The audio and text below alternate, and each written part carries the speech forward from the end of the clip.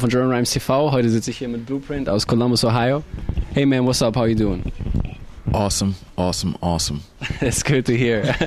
How was last night's shows, any other shows, and all the stuff before, since you've been here? Germany has been very good to me. Last night was a great show at Cassiopeia. Yeah, just myself right there. Right over there. It was me and Paul Date. He played violin. And it was a short, sweet, good show.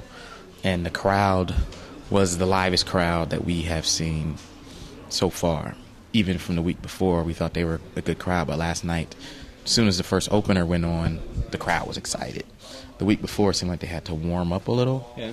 But last night, as soon as we started, the energy was there, and they stayed there the whole night. I see. A couple weeks ago, there was RGD2 at the Cassiopeia too. Like, why didn't you guys try to make that happen with the soul position? Well, honestly, this is my first time hearing about his show. I see. He never shared that information with me. I was reading on the internet page somewhere there that was on I think around the 7th or so. He was there. I don't know what's up with that, but yeah, he didn't tell me. You know, he sent me a text message the day I was flying into London for this tour, and he was like, "Yeah, man, I just left Paris." I was like, "Cool. What were you over there for?" "Oh, just had a show or two."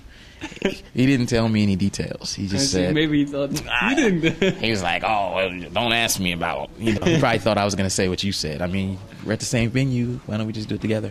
Yeah, that would have been fun. He pulled a fast one on me, man. He's known to be very low key about his touring, and he doesn't do much. He's real quiet. He travels alone. He doesn't even bring a tour manager. That's crazy. And so he just goes out and does it all by himself. The language problem maybe sometimes. What was up with that? I don't know. I think he just doesn't talk to people when he goes to other countries. That's how he solves it. I see. Just using hand and foot. Pretty much. It's all body language. Yeah. With him. That's the only language he speaks. I see. Okay, let's go to your record, the Blueprint versus Funkadelic record. Yeah.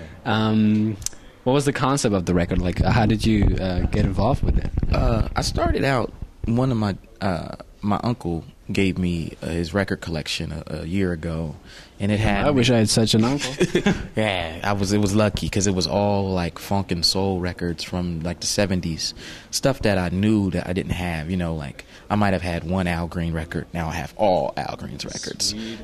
Things like that. And he had one Funkadelic record in it, and I finally sat down and listened to it a few years back, and I was like, man, this record is really good. But I didn't know how many more records they had. And so I called my DJ, and I knew that he had all their stuff. And I said, hey, man, can you, next time you come to, oops.